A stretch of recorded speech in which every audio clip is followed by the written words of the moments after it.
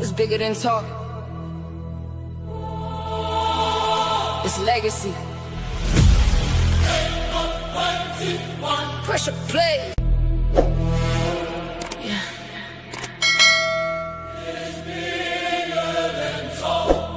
It's bigger than talk. Yeah.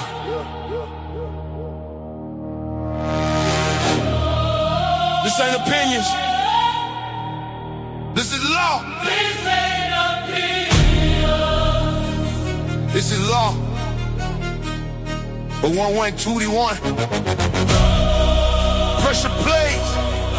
From the bayou to the turf. Souls and blood. One voice.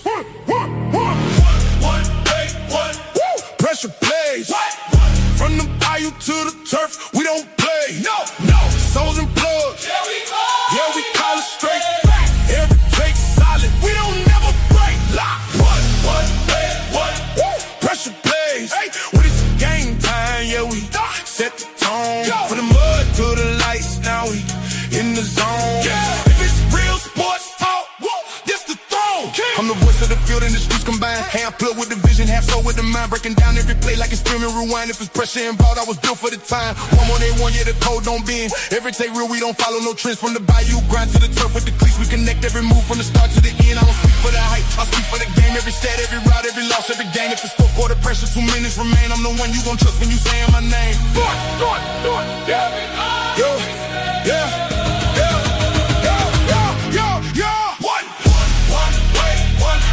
Pressure play.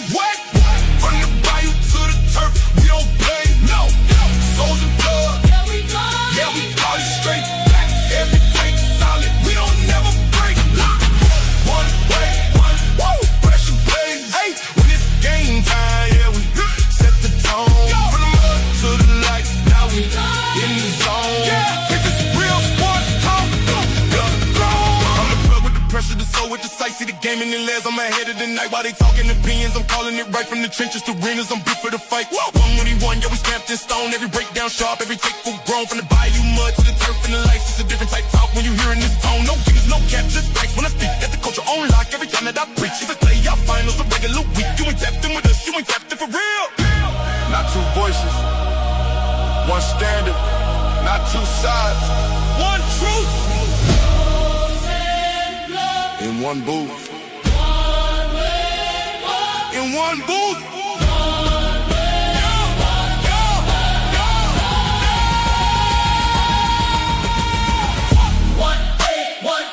Pressure plays. From the bayou to the turf, we don't play. No. Souls and blood. Yeah, we call it straight. Every take solid. We don't never break. Pressure plays. When it's game time, yeah, we set the tone. From the mud to the lights, now we in the zone. If it's real sports talk, this the throne. King. Pressure plays. From the bayou to the turf. Souls and blood. We don't guess, we know.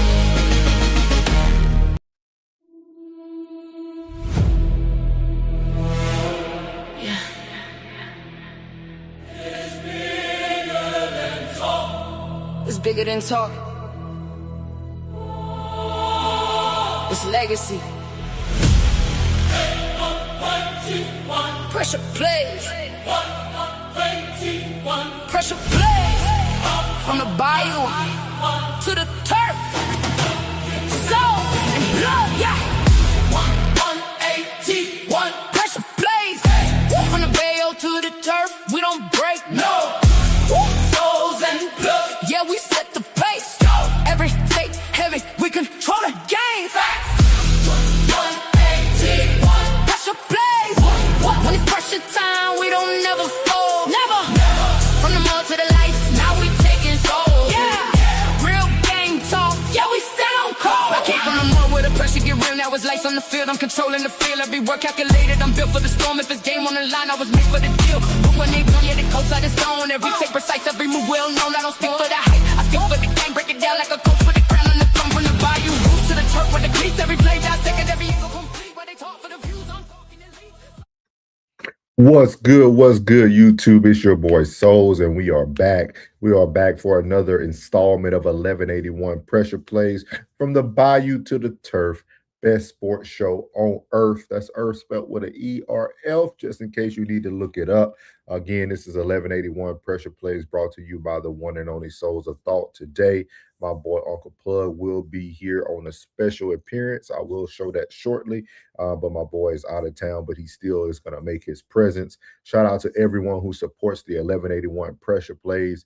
Again, if you're here, do all the free housekeeping things, man. Make sure you hit that like button. Make sure you subscribe to both channels. And most importantly, always stay tuned in to 1181 Pressure Plays. We're going to be talking about a few topics today. I got a solid hour at most for you guys. Going to be on a very strict time system today. But going to be talking about, we're going to start over in the WNBA world.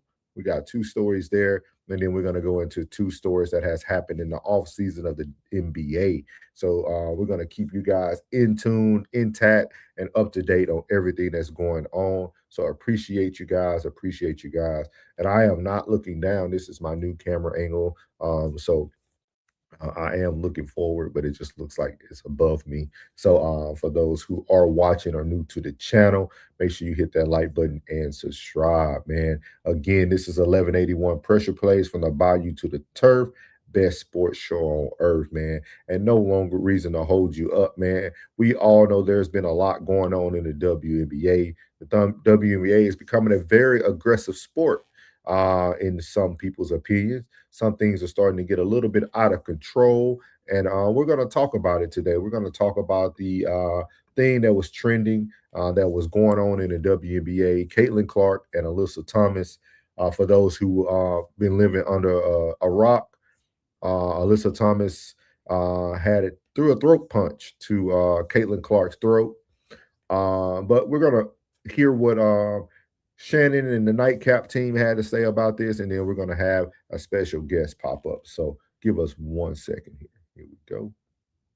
The Mercury's Alyssa Thomas has received a flagrant 2 and a 1-game suspension for a reckless making contact with a fist to the throat of Caitlin Collins in the WNBA announced today. The incident for which Thomas was deemed to have committed a non-basketball act occurred in the Mercury's 111-109 win over the Fever on Wednesday. Joe, she got a little extra in there. She put a little extra even if you in say there. intent, because intent only matters to the individual committing the act. Right. Caitlin Clark's throat is still hurting, whether she intended to do it or not. But this is how you know. Let me ask you a question. We've all fallen at some point in time. Who falls on their fist? You spread your hands. You try to brace it. You don't even try to fall like that. Even if you're a Mercury fan, even if you're a Alyssa Thomas fan, physics teaches us nobody falls like that. No, not on your knuckles. You'll break something, man. Hey, first off, Alicia Thomas, she tough. She tough as a wood nickel. You hear me? Yeah, she tough as a wood nickel. So she put a little extra on. Yeah, she put a little extra on. Yeah, well, she did. Remember she got Angel Reese last year around the neck.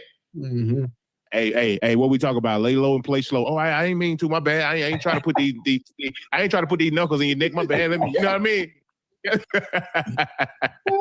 So I have no problem them upgrading this to a flagrant and suspending her because of the history that we've seen. We've seen acts that are not basketball related. That is not a basketball related act, what she did. No. She deserved to be suspended. This is not any other thing other than that she deserved it. They went back and looked at it and saw that is not how people fall. Right. I tell you what, next time you stumble, put your knuckles down. Hey, Caitlin Clark Collins. I meant Caitlin Clark. Hey, and they got a close look on Caitlin Clark now because they know she's taking a little beating out there. Hey, everybody trying to bully her a little bit. You know what I mean? Hey, she talking trash too now. You know? Yeah, she a little animated too. She ain't look, you all in people face and chirping. You got to deal with it now. Because when you hitting to put up these threes and doing all this stuff. Yeah. So when they get you back, you know what I do like though? What it? Like, I know it's the extracurricular activity might be a little too much, but let stuff like this continue to go on, man. You know, this get people to tune in. You know that, huh, Uncle Joe? So there you have it, man. That's their opinions on what has happened. Shout out to Break Forever. He says she deserves to be suspended. We're going to talk about it. We're going to talk about it. Thank you to all the people who are coming in so far. Mario said, "What's up? Just here to get a sports lesson." Shout out to Soft Rain, always holding us down, and the one and only Miss Jen holding us down as well.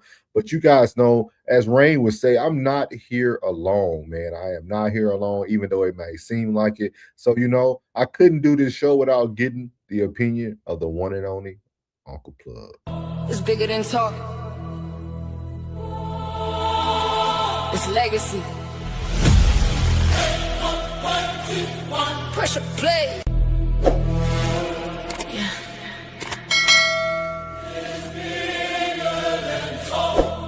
It's bigger than talk.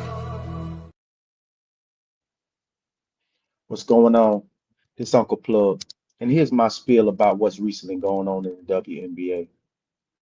Everybody's talking about Caitlin Clark, and everybody's talking about Alyssa Thomas.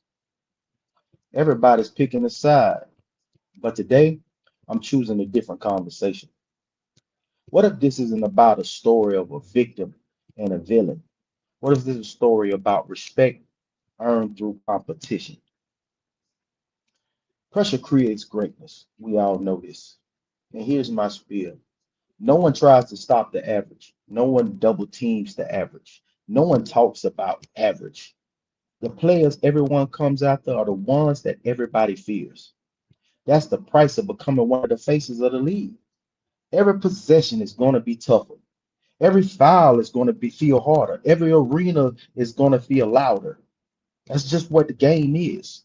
And Alyssa Thomas doesn't become the player that Alyssa Thomas is by bagging down.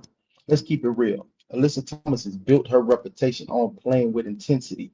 She's one of the toughest competitors in professional basketball. Whether you agree with what happened or not, nobody questions her competitive fire. And Caitlin Clark, she's shown over and over that she's willing to get back up and keep playing. And that's why the rivalry has people's attention. Greatness has always been tested. Think about the legends. The great ones weren't welcome. They were challenged.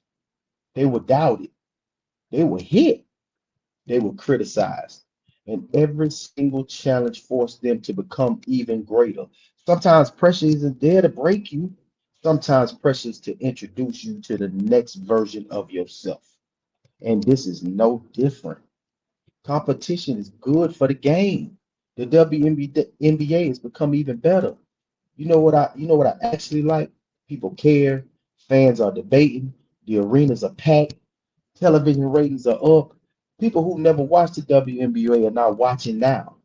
Competition creates conversations, and conversations grow leagues. That's how sports evolve, and that's how the WNBA has been evolving. Let me ask you a question, chat. Does being the face of the league mean accepting tougher treatment? Or can two fierce competitors respect each other while battling? Or is the rivalry good for the WNBA? Or should the league let the players settle things on the court and stop getting involved so often? Let me tell you this. My spiel is this. Great competitors don't run from pressure.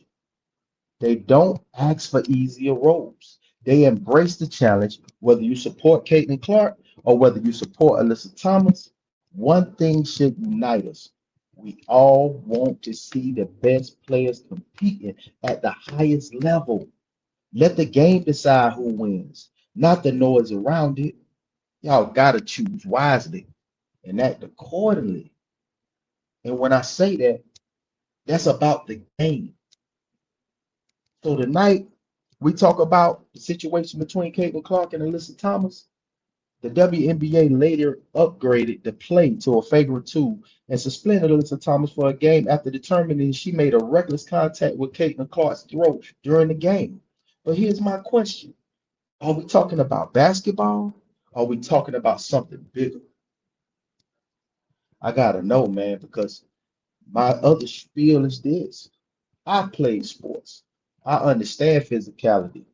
I'm not asking for players to stop competing.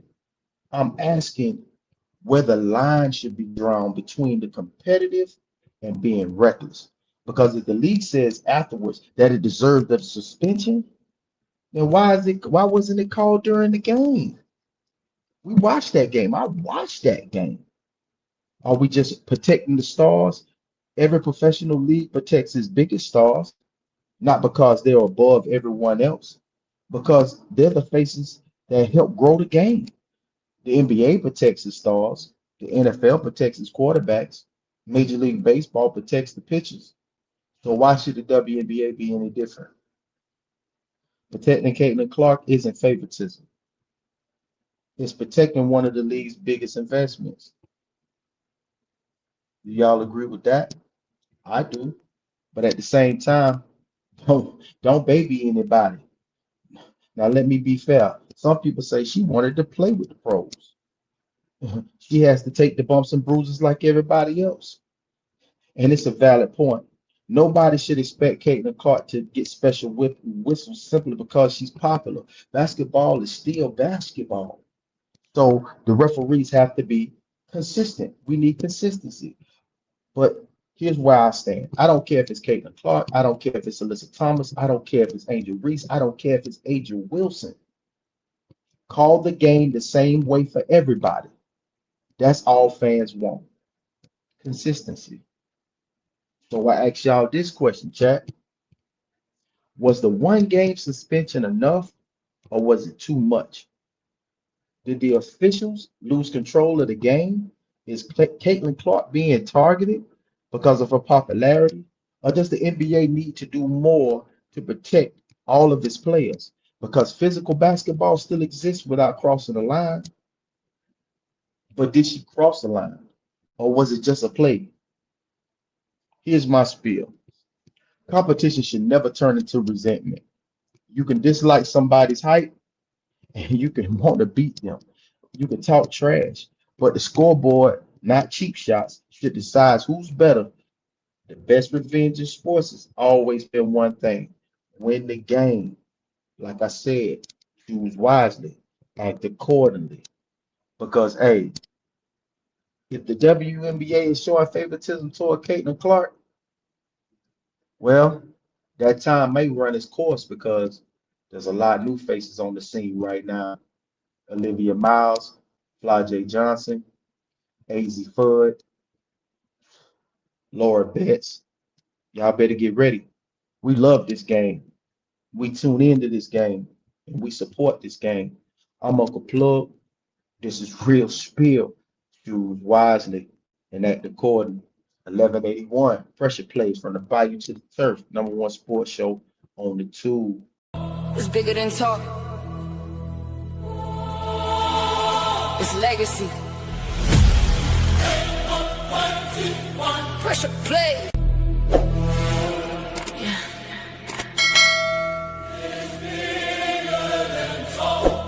It's bigger than talk. And there you have it, man, from Uncle Plug TV. Plug's not here, but I was a little confused, man. I ain't know if Plug was for Caitlin or not for Caitlin. But as you can see on the right-hand side or your left-hand side, whatever you may be watching here on your tube, there's a picture there of Alyssa Thomas with her fist in Caitlin Clark's throat area. And I will say this, because I understand what Plug was speaking about on the portion of protecting the stars and Caitlin Clark being the biggest asset, which I would disagree with. I don't know if you guys seen that they had one of the most emptiest stadiums ever for their last game against the LA Sparks. I think the Caitlin Clark train has left the building. It has left the station. I don't think Caitlin Clark is going to be protected, if that's the words they want to use. I think the WNBA has moved on. Like, it has moved on. A lot of things have changed. And I think it's one of those things that people really have to understand what's going on. Was the play fair? No. Nobody, even like Shannon said, nobody should be falling fist going into the throat of a player. Cool. My biggest concern is how did the refs not catch that during the game? And that's something that they have to rewatch for. I don't know what camera angle wouldn't have shown the fist being put into the neck of a player.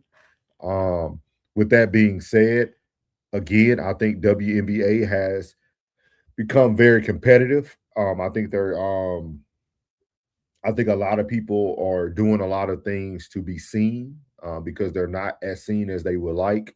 For those who got to watch Alyssa Thomas last year, she did a hard foul on Angel Reese. I think she's one of those enforcers that we normally see in basketball back in the olden days, right? With the Detroit Pistons, you had your Bill Lambiers, you had your Isaiah Thomas, you had all those players that were very, very physical.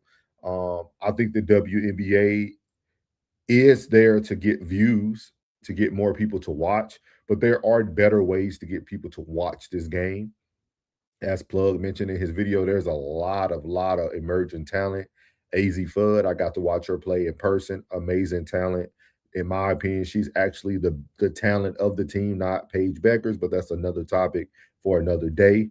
And then also you have people like Olivia Miles out there in Minnesota. You have some players, man. You have some dogs in the league. We're going to talk about a little bit more of WNBA in just a second. With that being said, man, hard foul, unnecessary foul, in the opinion of like the aftermath of the whole thing. But I think at the end of the day, they got it right. You only can just suspend her so many games if the ref already got the initial call wrong. I don't think the ref wanted to come back and the league suspend her for more than one because then they look even worse, right? Because it's a system at the end of the day. With that being said, man, shout out to the WNBA. And that's the segment right there for Caitlin Clark, man. Just talking about Caitlin Clark and what she went through. It's been gone viral. But again, if y'all guys get an opportunity to go look at social media and things of that nature, their last game with the Indiana Fever and the Sparks actually was very empty. I'll actually show you guys some of it over here real quick. Let me show you. Very, very empty. This is coming from the guy over at Keep the Vision Sports. He's talking about this, so I'm gonna let you guys see a little bit of this. Playing as basketball players, they stink. The big story here is, did you see how empty the damn gym was? Did you see how empty this arena was? It looks like Caitlin Clark fans have taken a stand after all and have refused to show up to the Indiana Fever game. We got to get into it. Welcome to Keep the Vision. Make sure you like, comment, subscribe, share the channel, hit that bell notification, hype the video. Let's get right into it. Boy. Now, we heard a bunch of talk about Fever fan, Caitlin Clark fans sticking together and no showing the games and boycotting the game and this and that. And man, oh man, this picture doesn't spell good news for the WNBA. I'm just gonna blow this up here. This does not look good. This does not look good. You can see empty seats all over the place. All over the place. The upper deck is completely, you see these seats up here completely empty. Completely empty up here. Barely any people up here. It's empty seats all over the place, man. You can spot a nickel on the floor. Bad. Look at it. This whole section is empty. The entire section is empty. All it is, empty. This is just one shot. It looks really, really bad. It looks like the damage has been done, and the fans have stood up and said enough is enough. Okay? It looks like the fans said enough's enough, man. We're not showing up for this. We got other angles. And it says this is just 5 minutes before tip-off. And here it says the fans are tired and want the Indiana Fever to step up better and protect Caitlin Clark. They seem to be speaking with their pockets. Call out the commissioner directly and stop sending little hints. And it looks like. So there you have it. The arena, Caitlin Clark fans are boycotting. No surprise, you know what I mean? Boycotting has become the new protest. If we don't like something in society now, everybody steps away, don't go. Close down Target, close down Walmart. That's become the new theme. And I think it's catching on in female sports because female sports is normally dominated by the alphabet community. which the alphabet community is also heavily mindful. That's a whole other subject. With that being said, we guys are seeing that they want Caitlin Clark to be better protected. I don't know, man. I don't know. I don't know. I would love for. I think they need to have Caitlin Clark mic'd up. We need to be able to hear more content when it comes to Caitlin Clark and everything that's going on around her. Because sometimes, the hit dog hollers, right? But we don't never get to see all the barking and all the other things that happen before something. I'm not okaying the behavior, but you just never know what's being said throughout the game. It's a lot to the game, man. It's a lot to the game. But shout out to the Indiana Fever, man. Hopefully y'all can get the fans back in the building, because you're only hurting the bottom line pockets of the players, not really just the sport. You're hurting the players. The players finally got these big deals, and now if they can't fill seats, they can't get paid. So just something to think about.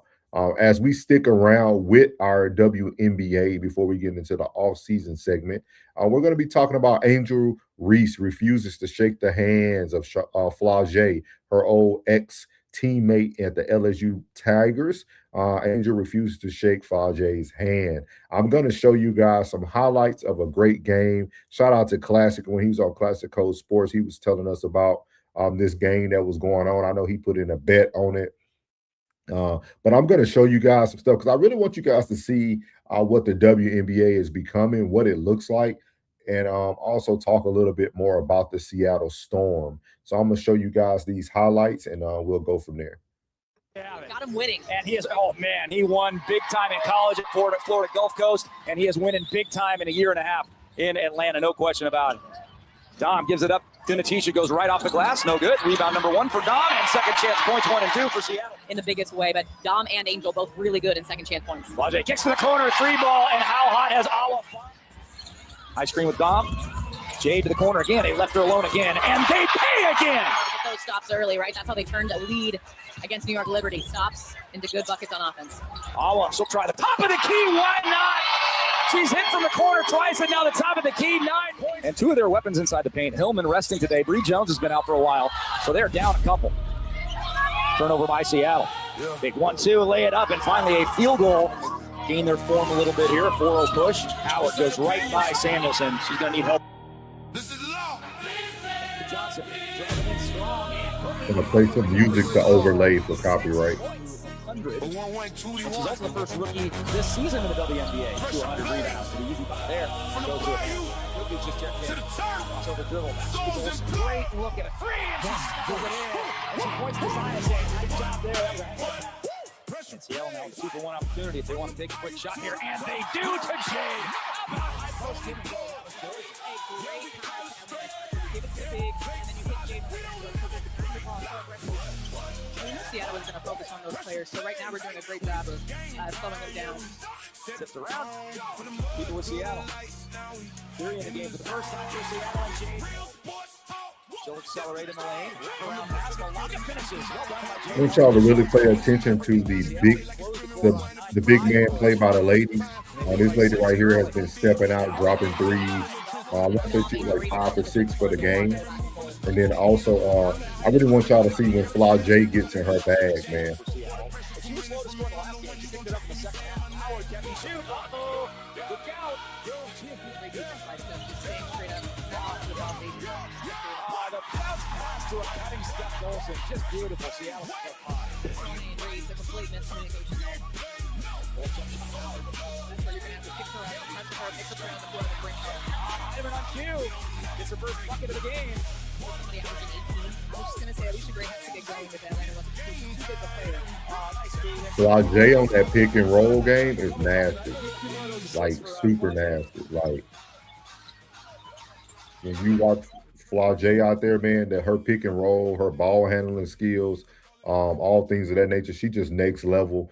Seattle Storm has a lot of big, you kind of want to call them big men pretty much, but the big women up there, they're centers, they're 4 and 5s, great shooters, great scorers, great pick and roll players. As you can see in the highlight there, she just got the block on Angel Reese. I'm surprised they didn't call a technical on her for standing over her, but Flau'jae, man, in her bag, y'all. I think the biggest thing with Flau'jae is just kicking that leg out, even though it did get her a 3-point play on one play. But her game, man, off the dribble, Flau'jae is WNBA ready. Like, if you had to say somebody being NBA ready, she was definitely ready for the next level. Her game is so complementary to the game, man. Seattle is a fast up and down running team. They struggle defensively. If you see their record, they're 4-15. After this game, they were 5-15. They struggle defensively. One-on-one defense, they're horrible. I wouldn't bet money on them in most games. Right there, Flau'jae had the 3-point play with the leg out. They're big ladies. They're 4 and 5s though, dominant off the pick. Atlanta made a run, came back, got within like 6 or 7, and then after that, they just went off. They set another record as well at the Seattle Storm. They had like 100, I want to say it was 113 points. But if you see, man, Seattle's defense is horrendous.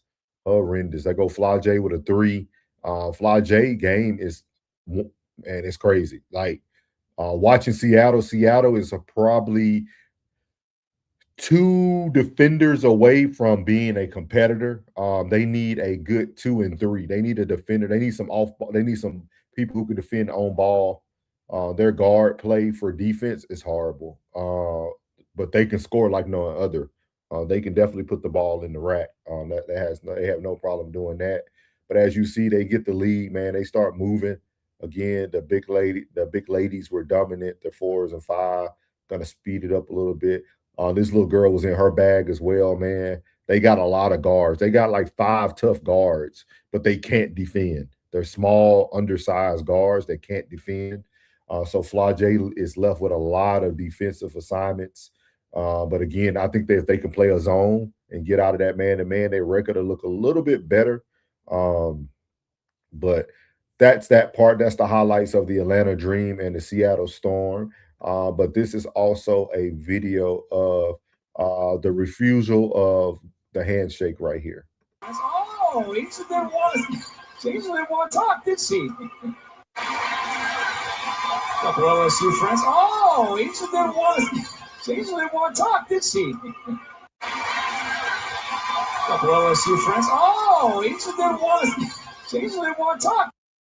And I'm gonna tell you this, man. I know a lot of times I punch down on Angel, man. Angel's a competitor. She's a competitor. She wants to win. Her team was losing. She didn't want to dap up. She didn't see nothing that she needed to talk about. I just ran through the highlights with y'all with the Seattle and Atlanta Dream. There was nothing to talk about. I think they're gonna overplay it just because, of course, they're ex-teammates, and Angel Reese already has the villain mask, so that's going to be her role throughout pretty much her career, unless something changes or something of that nature. But Angel Reese and them, man, super solid team as well. They got a great record. Of course, Seattle just put it on them. Seattle scored like 113 on them. Seattle, again, is a great team, a great scoring team. Their defense is horrible. Their defense is horrible. They can outscore a bunch of people, but their defense is horrendous, man. But when you guys get a chance, man, go support the WNBA, man. Angel Reese, Flau'jae is on the next level. You got Olivia Miles. You got some stars out there, man, that really holding it down in the WNBA. Seattle got a lot of young guns that are eligible. They got that big girl off the benches. She's might be 6th man of the year. They got a great team, but just horrible at defense. Might need another coach. With that being said, but that's the WNBA talk, man. Angel refuses to shake hands of Flau'jae. They're making it a big deal. Again, I think Angel just being competitive, man. They were getting blown out by 20 plus. What I need to shake your hand, what I need to hear about. I'm sure they'll text each other and do all that type of stuff, man. But Flau'jae is a heck of a competitor. You can see a lot of mumble mentality in her thought process and the way she goes by things. You're seeing somebody in Flau'jae who put those 10,000 hours in. When I watch her game and the elevation of her game from LSU to now, she's been in the lab every day. You can see it. You can see it. So shout out to Angel Reese, man. Shout out to the Seattle Storm for a great game and hitting their record of 113 points. And they're 4 and 5, man. They solid in the 4 and 5 spot, but they're 2 and 3. They need to get some defenders, man, or they're not going to make playoffs at all. Because right now they're 5 and 15. Thank you, Soft Range. She said, if you're enjoying the conversation, hit the subscribe button and become a part of the 1181 Pressure Plays family. Yes, ma'am. Thank you. Thank you. What's up? Uncle Plug is in the building, y'all. Y'all were able to see his clip about Caitlin Clark and Alyssa Thomas. That's my partner right there, man. He's out of town. Definitely going to hold it down, dog. Chauncey Billings said, man, y'all ain't tired of LeBron back to Miami, back to Cleveland. We already seen it. It's time for him to retire. We about to talk about some trades. Stay in here on Chauncey Billings. Seattle ain't the best yet, but they're coming along. They are. They definitely coming along. They got a long ways to go on the defensive end, though. That defense makes you nervous. They could not play one-on-one at all. I'm hoping they can really look into the defensive side without having to lose too many pieces, because we all know to get something, you always got to give away more. So we're going to be talking about a lot, man, a lot on 1181 Pressure Plays, man, from the bayou to the turf. But we're about to start our 2 topics in the off-season conversation, man. So here comes that off-season talk. So here we go. Pressure Plays from the bayou to the turf. Soul and blood, yeah. 181 Pressure Plays from the bayou to the turf. So as you see here, we have it, man. The first off-season topic of today is going to be talking about LaMelo Ball to the Minnesota Timberwolves, man.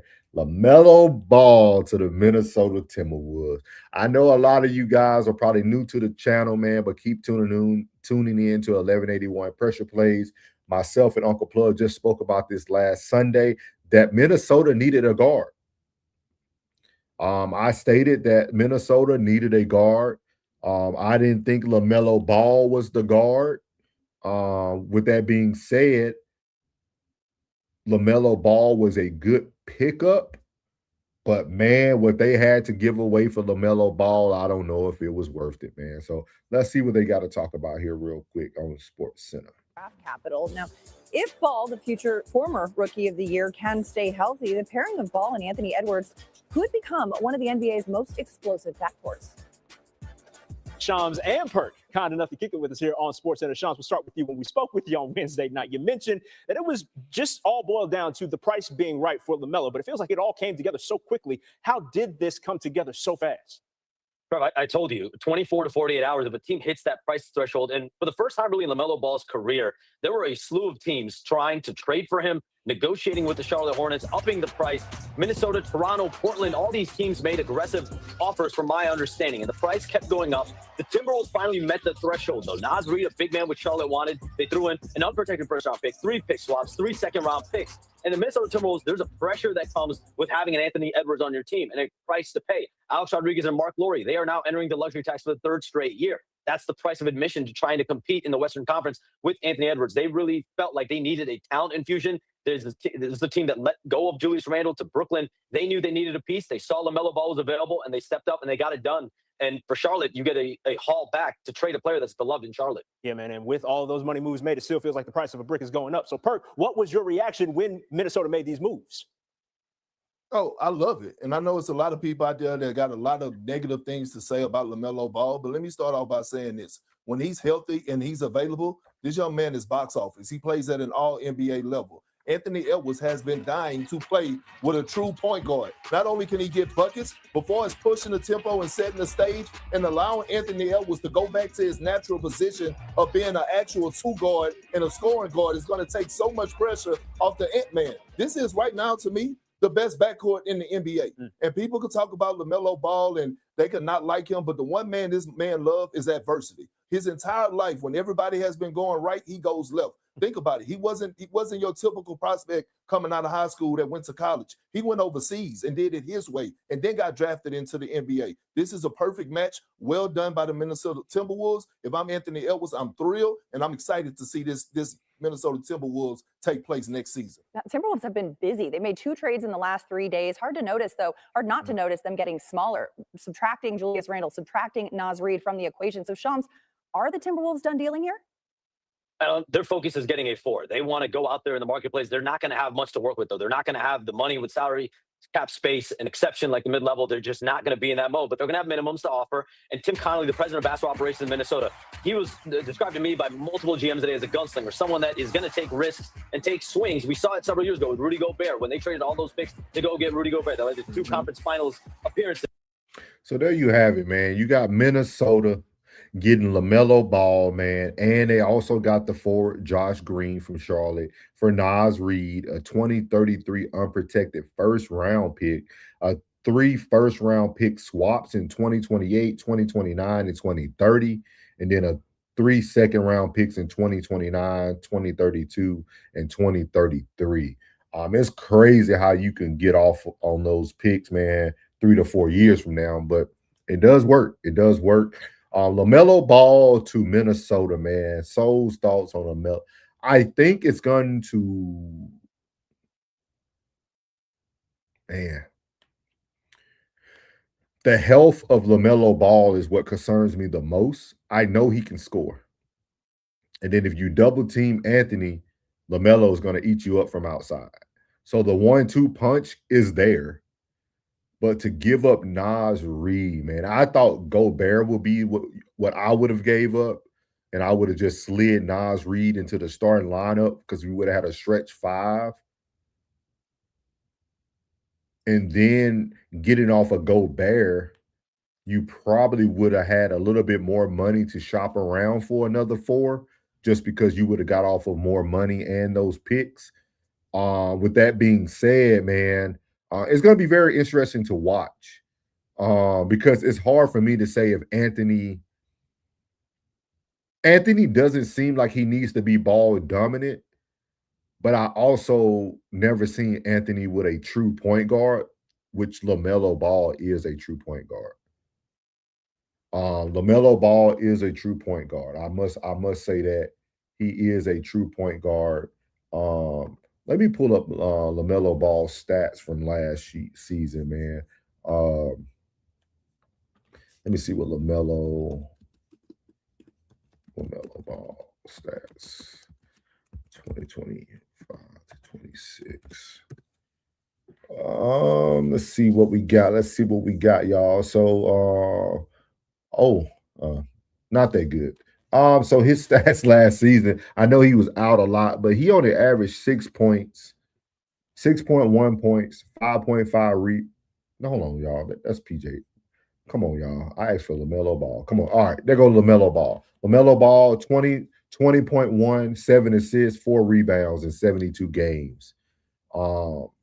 That's not bad. That's almost a walking double-double.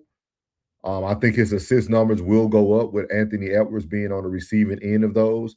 But just imagine if Naz Reid was on the receiving end of a lot of those penetrating and dish threes. I think he could be a walking 2010 if they would have kept Naz Reid.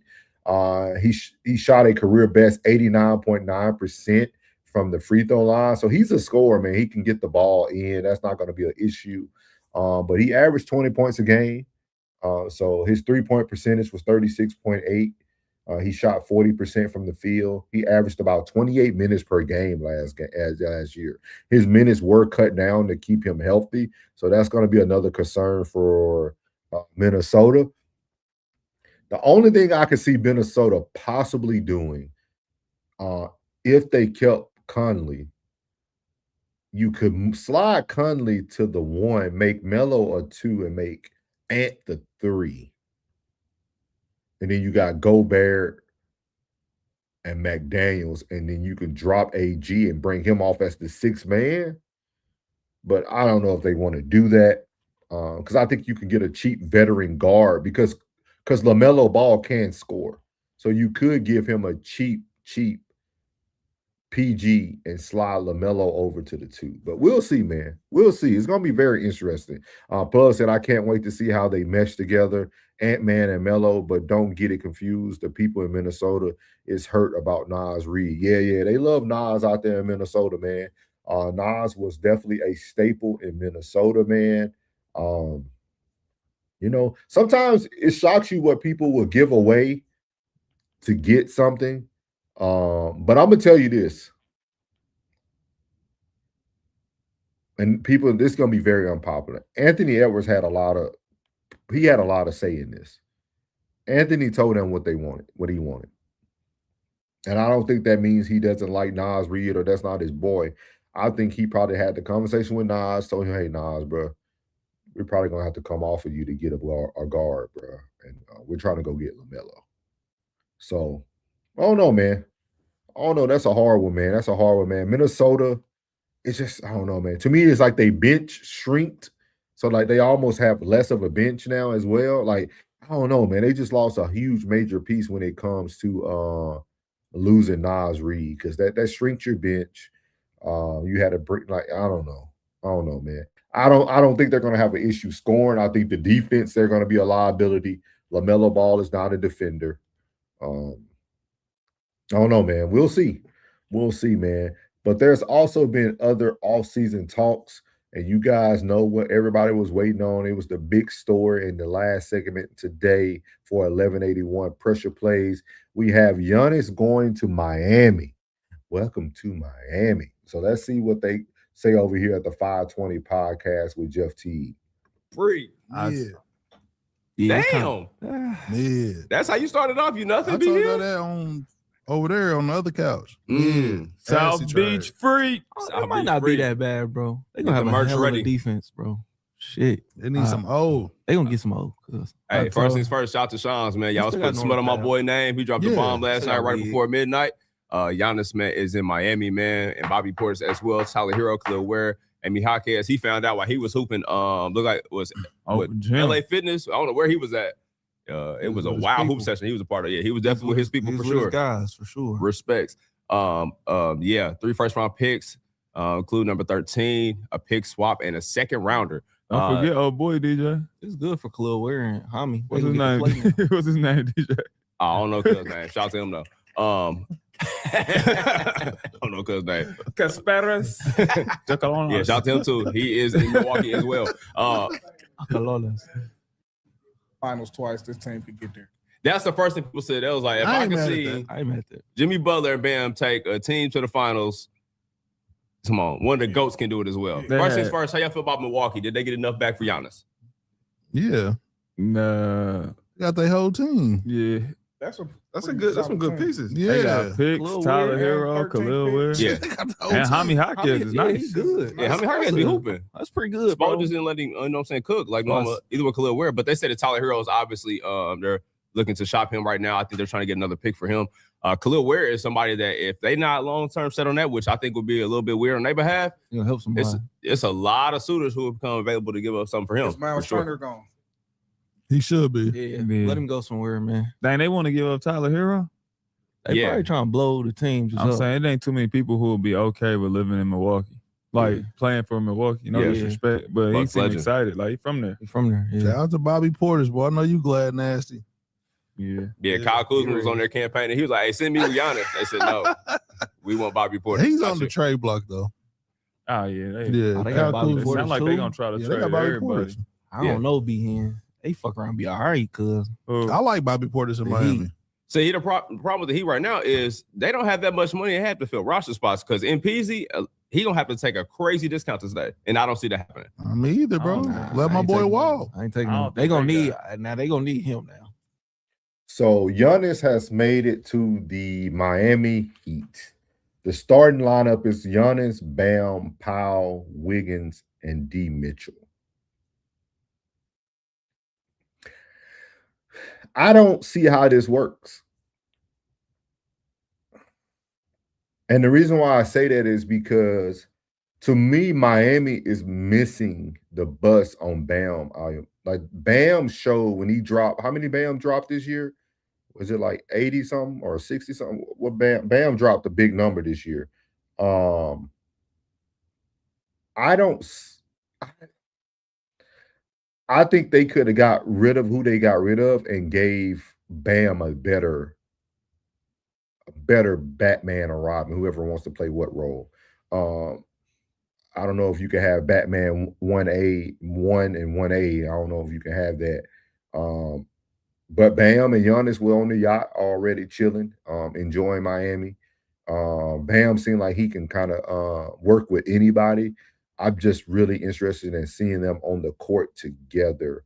Maybe Bam will now be able to be more of a stretch and stretch out and shoot that three that he showed everybody he could shoot when he got him a record scoring this year. But Norman Powell, Wiggins, Mitchell, I don't know, man. I just seen that too. Welcome in Isaiah 43. He said Suns trade Grayson Allen and Royce O'Neal to the Charlotte for Miles Bridges. I seen that. I just seen that on my phone actually. Yeah, Grayson Allen, Royce O'Neal to Charlotte. I think Charlotte's really trying to build something around Naz Reid. That's what I'm saying. That's kind of what I see with the Miami. I think Miami could have treated Bam like a Naz Reid and built around him. I don't know how much Giannis helps that. I'm trying to just because you got to think about it. When Giannis was in Milwaukee, he just had a lot of players that kind of came from other teams that knew their role and they knew he was the star. And I think that's why it worked in Minnesota. But going to Miami, I don't know, man. I don't know. I would have to see it all work itself out. Like I really don't know. I just wish he would have went somewhere else. I think Giannis.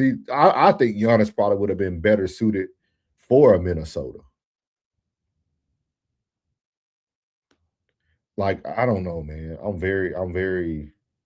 What's the word? Perplexed about this one. I don't know if Giannis going to Miami really does it for me. Now, it might be great for other fans or other people who enjoy the sport because Miami is a beautiful place to be. It's a great city for the sport of basketball, but I just don't see it panning out, man. I don't see it. I really got to see how that's going to work with him and Bam because they got Bam at the 4 and Giannis look like he's going to be the 5.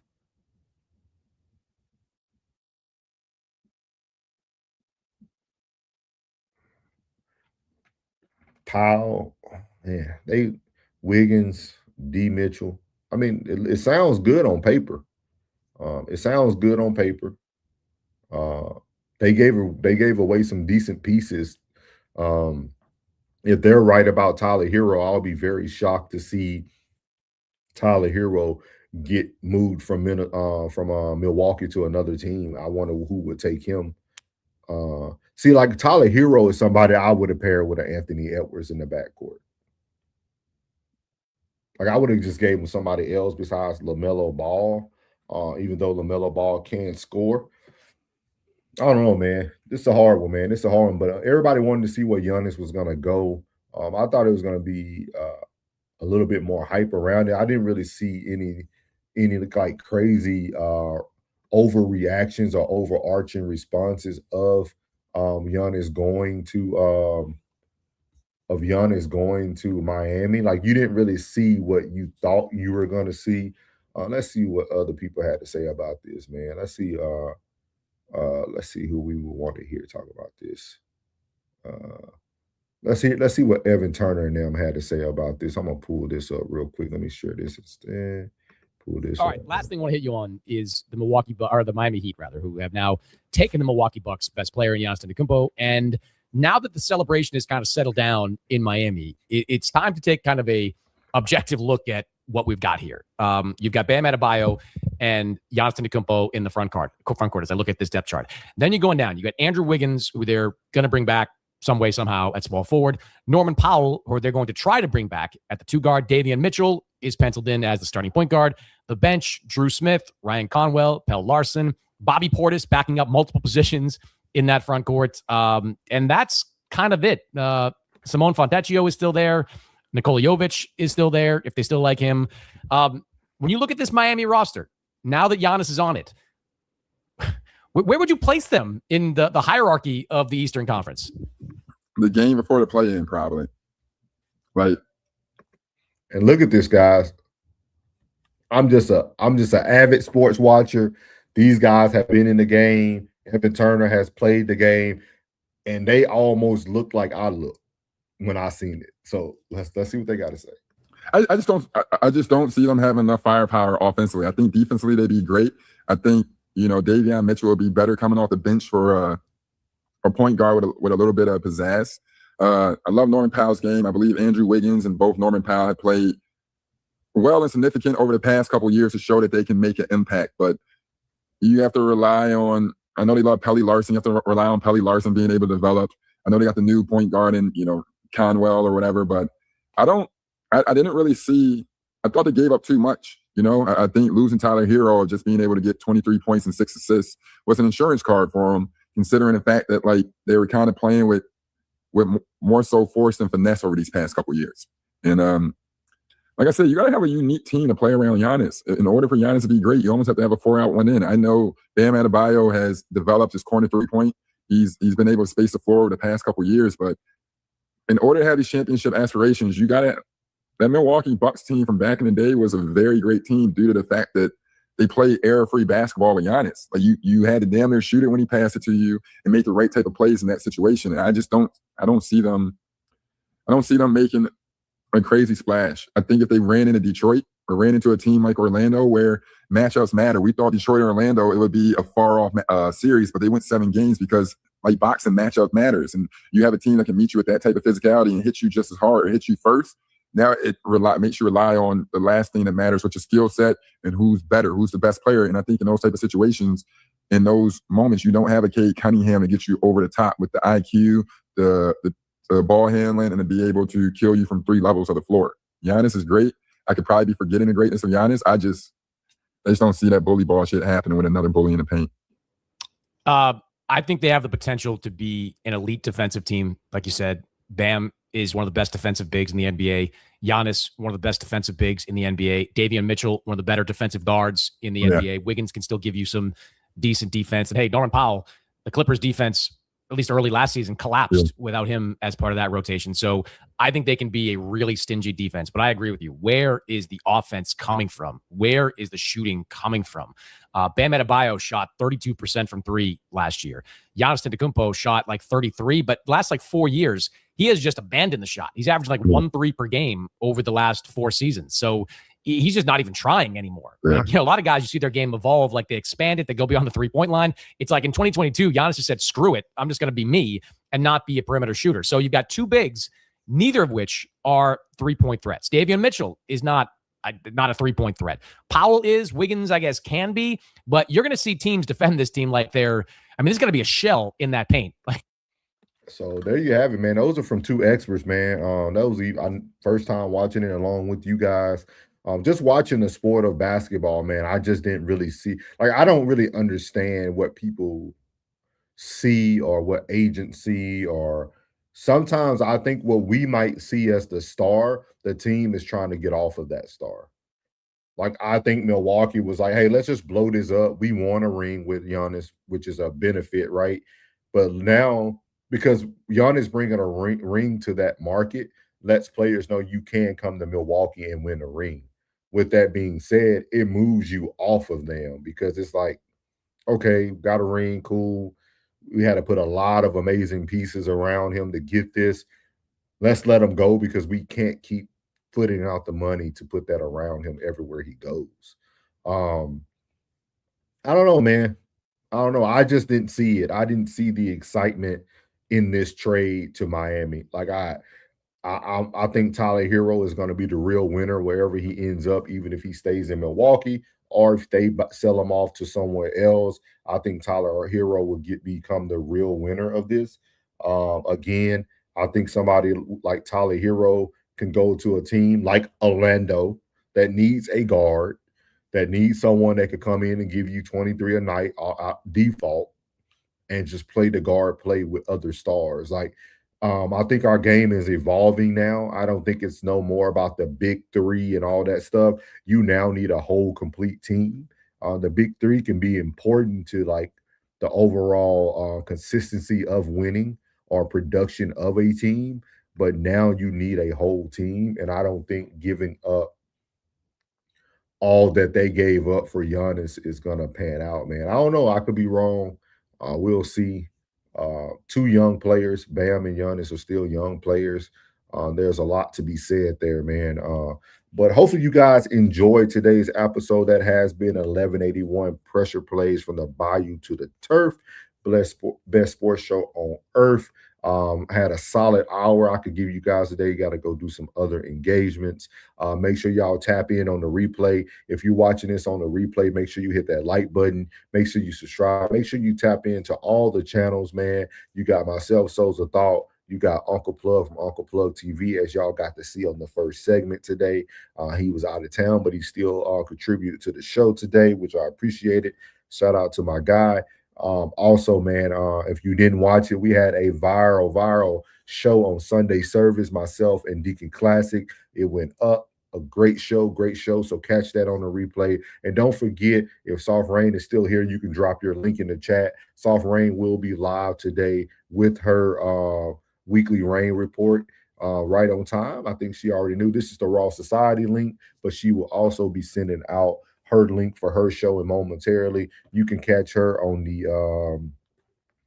the tube, man, on YouTube as well. She has a show called the Weekly Rain Report, which I think is very dope. She brings you guys a lot of the top news and things that are going on in society and even local in her community.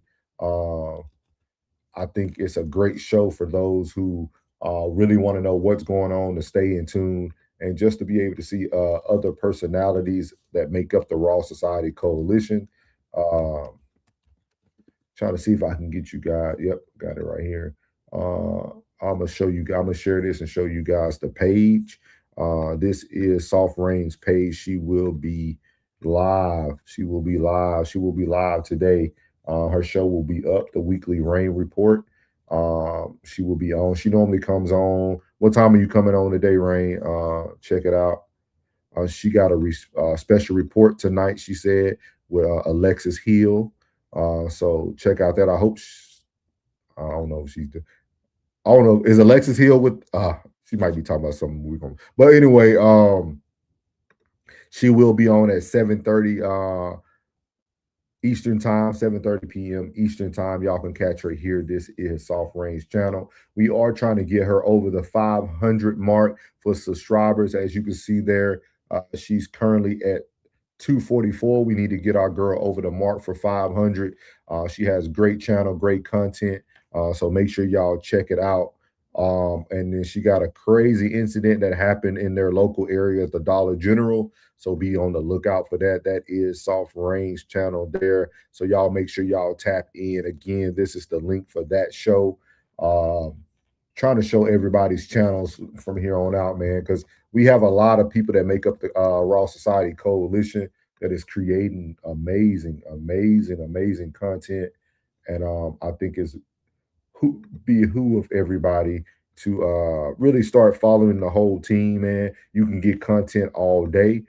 This is Classic Codes channel. Stick to the codes. As you can see, he actually has 4 other channels as well. He's building his Classic Codes Sports channel, but he drops a video pretty much every day, if not multiple. If you guys like someone to hold you accountable, he does dog workouts as well. So go check out him at the Classic Codes Sports, man. And I'm just going to show y'all everybody while I'm here. You got Uncle Plug at Uncle Plug TV, man. That's my guy from 1181, as you see there. He got the subscribers. We're trying to get my boy into the watch hours. Him and Doe will have a show every Monday called Plug In with Doe. And he also did his story time. He did it on Saturday. So he did it on Saturday instead of today. He normally does it on Sunday. Y'all go tap in with my boy Plug over there at Uncle Plug TV. And we can't forget about our one and only, the good Tez Down. As you see, they're all in my search systems. Don't have to go far. I watch and support all the team. So this is Tez at the Tez Down. Go check him out, man. He does a nightly nightcap show as well throughout the week, and he'll drop you some news and other things. And he also has a human experience show that he does with the one and only Classic Codes. On his nightcap, you can catch our boy Into Deep, who hasn't been in the chat lately, but you can catch Into Deep over there with him as well on nightcap shows. So y'all make sure y'all tune in to all the channels, man. That's the Raw Society Coalition. It's been a great show, man. I'm going to leave y'all with some music today, and then we're going to head on out of here, man. Y'all have a blessed Sunday, and make sure you enjoy your Sunday, man. That's been 1181 Pressure Plays.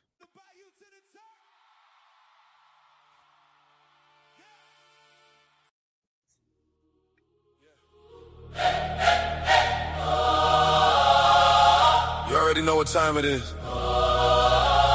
Souls and plug.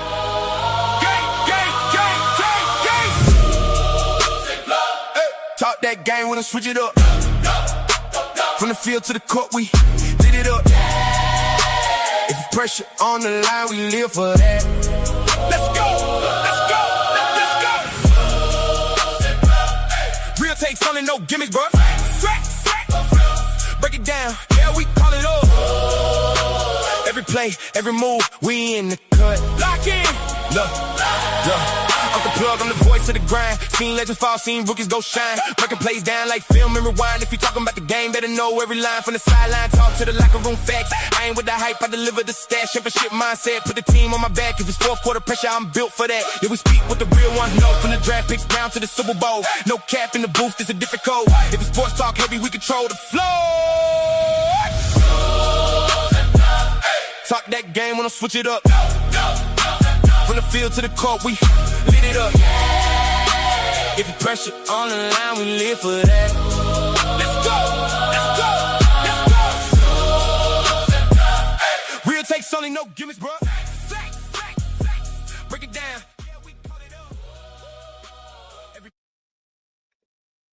It's bigger than talk. It's legacy. Pressure play. Yeah.